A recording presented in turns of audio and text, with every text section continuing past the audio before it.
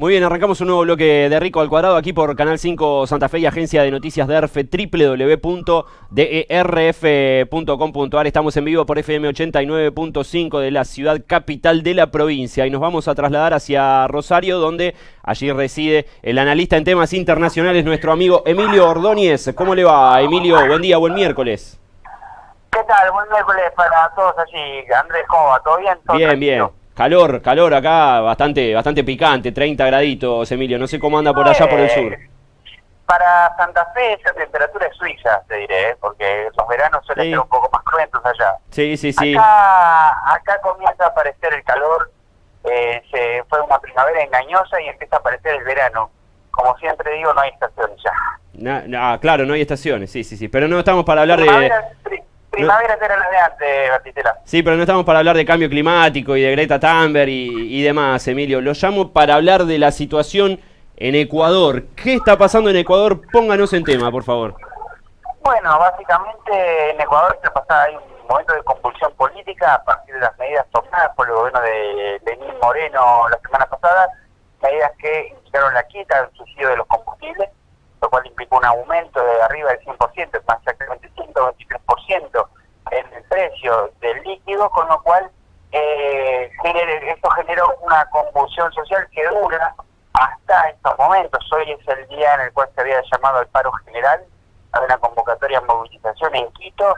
En el medio, el gobierno de Lenín Moreno declaró la semana pasada el estado de excepción y en el día de ayer, ante la llegada de 20.000 indígenas provenientes o miembros de la Confederación de Nacionalidades Indígenas de Ecuador, la famosa CONAIE, trasladó el seno de su gobierno de Quito a Guayaquil. O sea que hoy por hoy el gobierno no se encuentra en la capital del país, sino en su segunda ciudad, y hubo un intento de transgredir los límites del Palacio. Esto fue repelido por las autoridades, pero hoy por hoy continúan las manifestaciones en Quito. Esto es claramente la peor crisis que ha enfrentado el gobierno de Lenín Moreno en estos 2 años.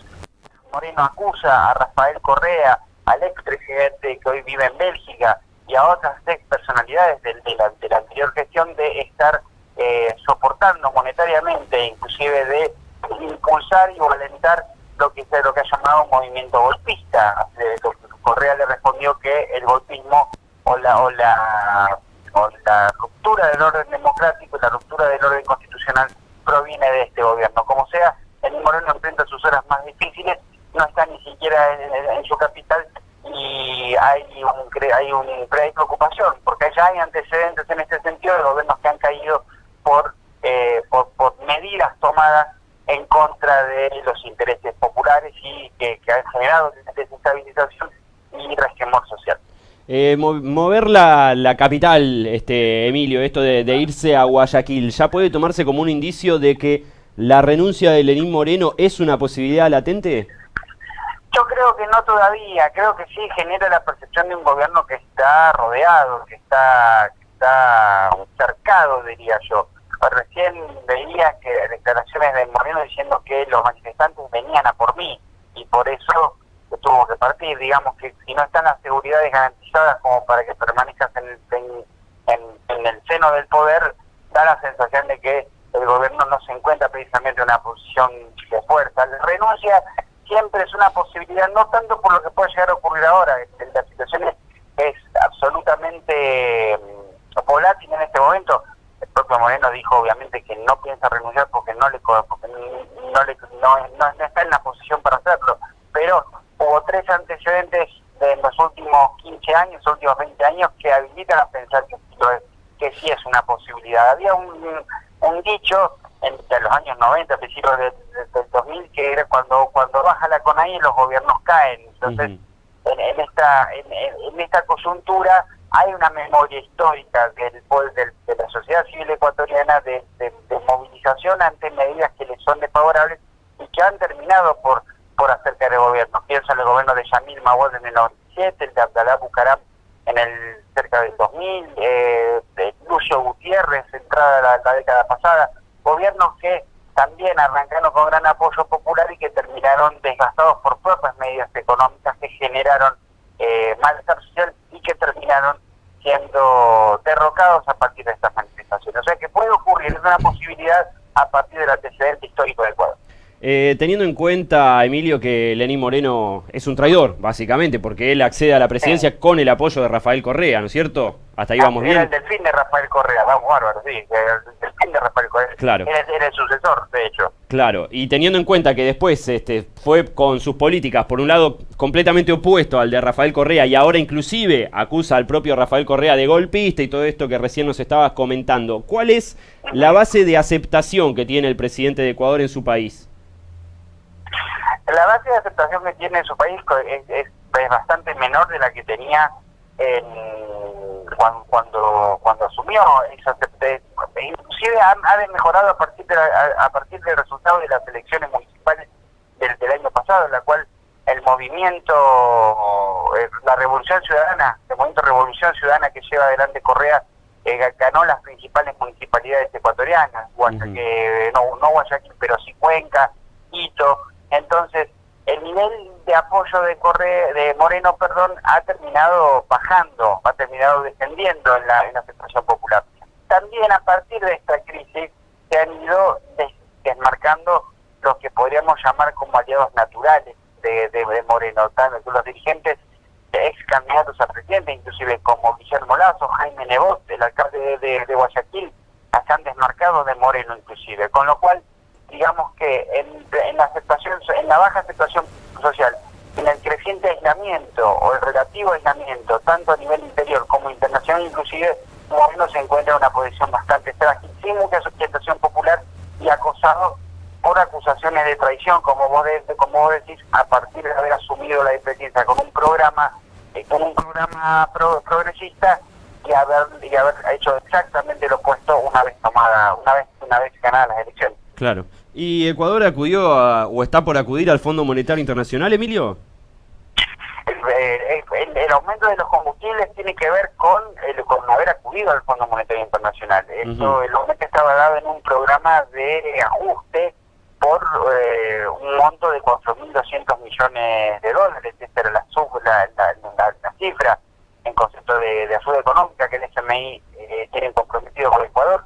Otras organizaciones de crédito multilaterales tienen comprometidas alrededor de 6.000 millones de dólares, pero en el caso concreto de Ecuador, el aumento de los combustibles formaba parte del plan de ajuste a cambio de estos 4.200 millones. Lo cierto, también aquí tenemos una cuestión. Moreno acusa a Rafael Correa de que otra cosa que sino de la llamada pesada herencia.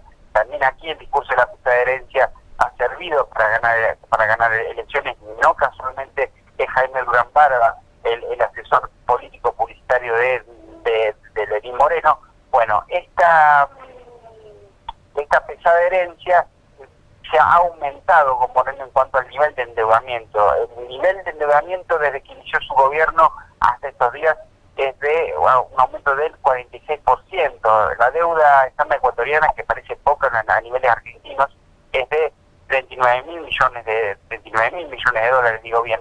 Con lo cual el círculo de vinculación económica internacional hacia los organismos de crédito de los gobiernos de centro derecha que han asumido en estos últimos tiempos se repite también en Ecuador. O sea que todo este conflicto que estamos tratando se origina justamente en el pedido de ayuda económica del gobierno ecuatoriano al FMI. Esto fue en marzo y el aumento de los combustibles formaba parte del paquete de medidas tendientes al desembolso de esta cifra de dinero, de estos 4.200 millones de dólares. Claro. Regionalizando un poquito la cuestión, Emilio, viendo esto que pasa en Ecuador que estamos hablando, viendo lo de Perú, donde hay un vacío de poder importante, viendo lo que pasa en nuestro país y los problemas que tiene Bolsonaro en Brasil, ¿la ola de la derecha está perdiendo fuerza en el continente? Sí, está menguando. La ola de la derecha parece estar menguando y está menguando por propios méritos. No han conseguido desplegar lo que se llama un efecto de demostración, lo que genera una alternativa que genera una alternativa que estimula a seguirlos votando, para decirlo fácilmente. En Perú, como estamos viendo, hay una disputa de poder que en este momento el presidente Martín Vizcarra parece estar capitalizando en su favor, pero la crisis institucional, la crisis política continúa continúa. Efectivamente, bueno, lo de Bolsonaro nos exime de mayores detalles, lo hemos hablado bastante. Es complicada la situación de Bolsonaro a nivel del gobierno. Mauricio Macri está prácticamente ido.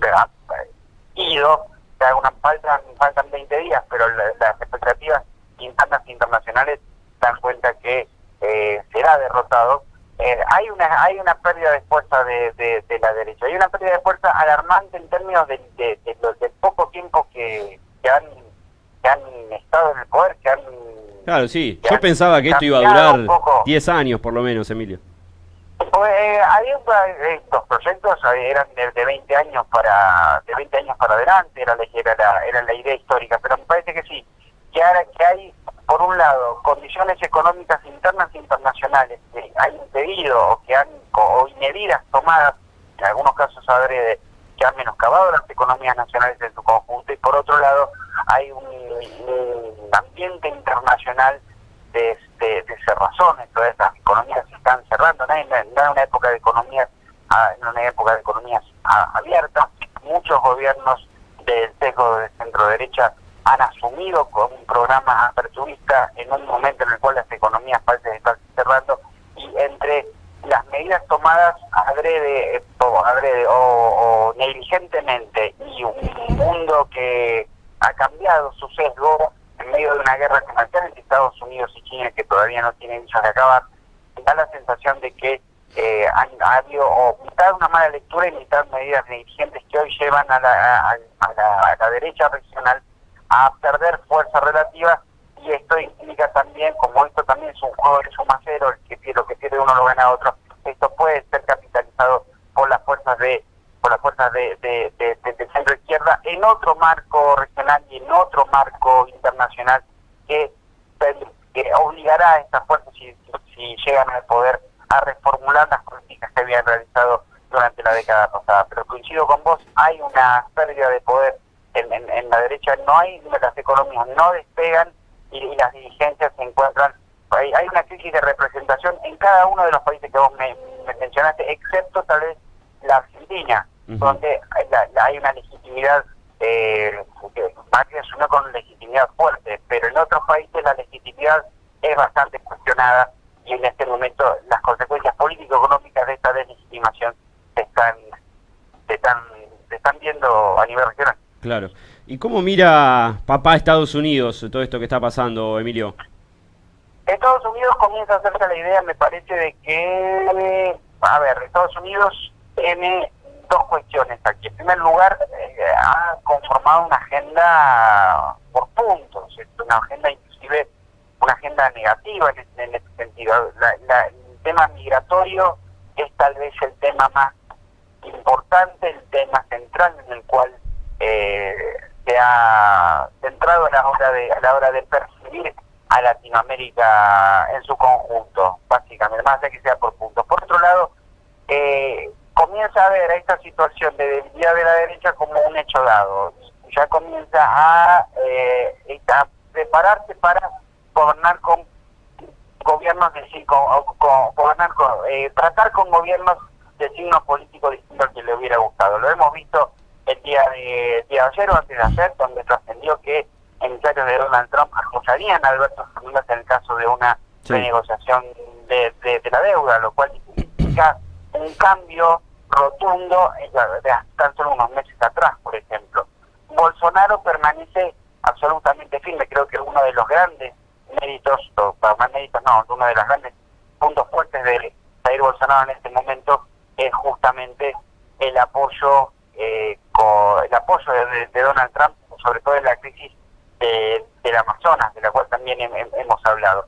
Claramente en Perú, por ejemplo, no habrá cambios en la política económica, lo cual implica que no habrá cambios con las vinculaciones con el norte, con Estados Unidos.